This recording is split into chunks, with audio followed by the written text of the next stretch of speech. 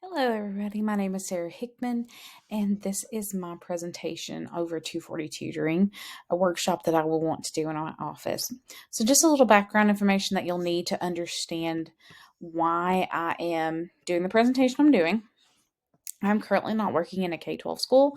I'm actually working in a grant funded office on Arkansas Tech University's campus called Student Support Services, where I specifically work with students who are going into teaching. I am a teacher prep advisor for them, and so I serve students who fall into one of three categories that apply to our program. They either have to be low income, first generation, disabled with a documented disability with the university, or a combination of any of those three.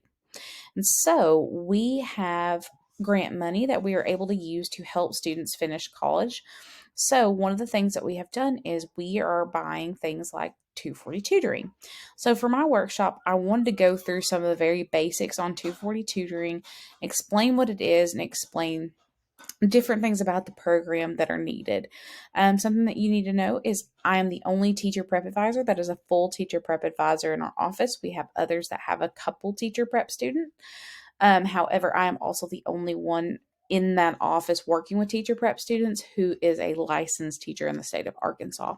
The other two advisors who are working with teacher prep students are just advisors who are very knowledgeable about college and the university and advising student groups.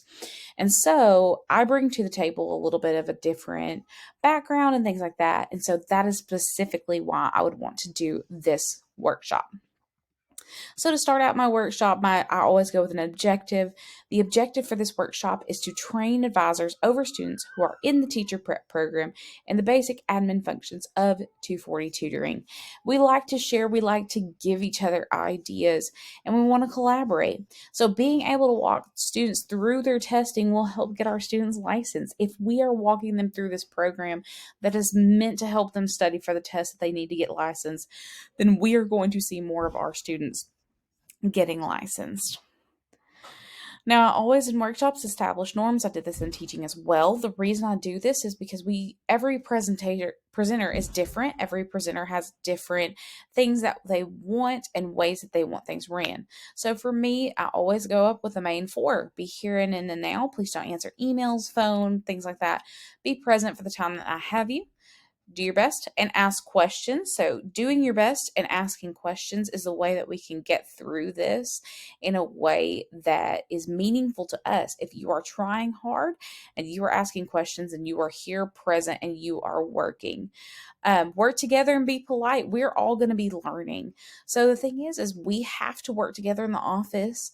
And so, why not work together in our workshops? So, work together, be polite, because even if you ask what you think is a dumb question, there are no dumb questions because it is a question that you need answered.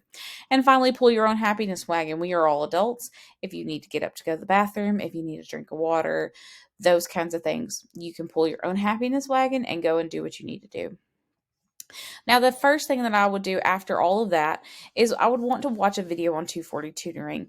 This video's main purpose is to show why 240 tutoring is such a quality piece of software for us, because 240 tutoring is made very well.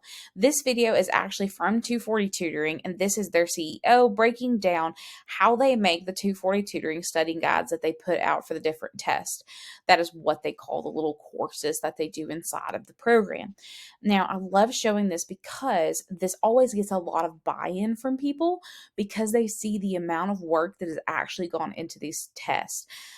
When you know how much work and how much care has been put into it, you will be excited to give it to the people you're working with because you see the benefit that it's going to have for them.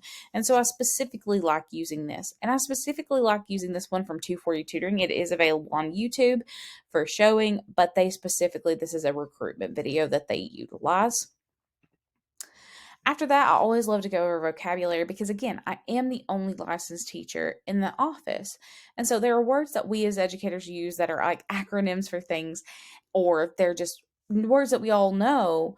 However, people on the outside looking in don't always know what we mean. So, like if I say praxis, everybody else knows exactly what I'm talking about. I'm talking about the exams we took to get licensed. However, other people may not know exactly what those means. And so I explain that.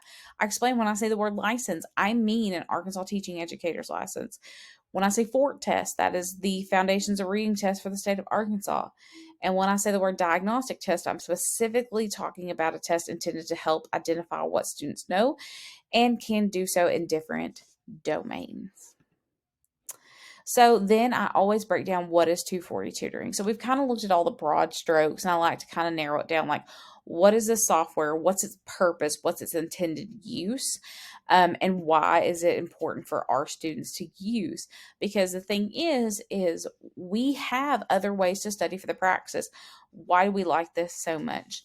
And that's kind of something I've woven into this entire workshop, because we do have other ways for them to study. We have physical books that they can check out and take with them for a limited time and bring back, or using in the office. We have different libraries available for them to use online. Why is this special? And I also enjoy explaining that to them because I'm excited about it. The next thing we do is we start actually working in the system. And this is where I would have them bring out a laptop and actually look around and use this, or they can simply pay attention. I'm the type of person that I was a learn by doing person. So I always enjoyed working at the same time as they are working. I always like to do live demonstrations where you're doing it with me. So this first one is inviting new students for the first time, because before we can do anything, you need to know how to put students in the system. So the first thing is I always give this to them, which explains a lot in a very short amount of time. This is using screen captions or screen capture, and things like that, and GIFs to pull together excitement. So I also really enjoy throwing in things like arrows to show people what's going on. So I break down, like, click the invite link, do all these different things, enter in as many emails you want, but you can only do one per email. And this also shows them that this is only a 30-day program. You're going to have to send them more if they need to study longer than 30 days, because we only have the option to send 30 days. So once you send it, if they want more, you're going to have to resend them links as they need it, which is then covered in the next slide. I love always going through the progress. And this is actually a screenshot from our 240 tutoring. I just blacked out the names, and so were the last ones. But what if they've already had a student account before, and I walk them through step by step, like, you check this box, you click this thing, you do these steps. And I do that on purpose because we want to have that repetition. We want to walk through step by step, literally, because what is easy to you because it's second nature may not be easy and second nature to the next person. Beyond that, and then I like to walk through the tests offered, and they're more than welcome to look through them at that point or ask questions about them. There are not a whole lot of tests that are not offered. However, because there are definitely tests that are not offered, such as the Agri test, which I hate because we have a lot of Agri students, but I like to go over what tests are offered and explain, like, what each one is, how the testing works. Like, certain students, for example, elementary ed, have to end up taking 6 tests in total, which is their 4 content knowledge, the FORT test, and the PLT. And I like explaining which ones they need to worry about. After that, we start talking about what happens on the student side of things, because I have done it on the student side of things as well as on the advisor, and I like explaining what is going on the student side. The reason I do that is because it is so beneficial for you to be able to walk your students through this. And also, if you see how good of a program it is, you then get excited and want to tell your students about it. So I talk about the diagnostic testing because students should always start with it, because if they don't, they're not going to unlock their plan to pass. And now after that, I try to segue over into plan to pass. Again, I try to include a ton of different screenshots to help make things easy so that they're seeing it, how it would look inside the program. And I'm not just telling them something and not connecting that learning. So then I showed them, like, this is my diagnostic test. I took a screen capture of my screen after a diagnostic test, and this is my plan to pass. Okay, so after I've taken that diagnostic test for this specifically was for elementary ed multiple subjects, reading, language, arts, which is the subtest of the test that our elementary ed students take. And I then step them through it like, here is your plan to pass. These symbols are areas that you need to work on most. The next ones are the ones that you don't need, that are going to help your score not as much, but I should study them if I have time after these. And then these are the least important, still things you should study, but they're ones that you did really good on and are not weighted super high on the exam. And so we can then show, like, we need to know, why are we doing this plan to pass? What's the point of it? This is what sets this apart from other study programs, is because it helps you break down what you need to study and in what order, because they have taken the time to go into praxis, look at the weights of that section of the test, see how you do, and then compare it with weights. So if you made a 50% and a 50% on two different categories, but this one is worth 30% of your test and this one's worth 20, they're going to have you study the 30% and then the 20. And I love that, because this program is unique because of that feature. There is not another program that I can think of that makes up a plan for you to study for the praxis. Now, I also then talk about like how to use your plan to pass, because they need to know, how do I actually use this? How can I walk my student through utilizing this plan to pass once they take the diagnostic exam? So again, I love to step by step. We use these screen captures to show them how to do things. We use big clips so that they know exactly where to click. And we use flashy, short, simple text to show where things are.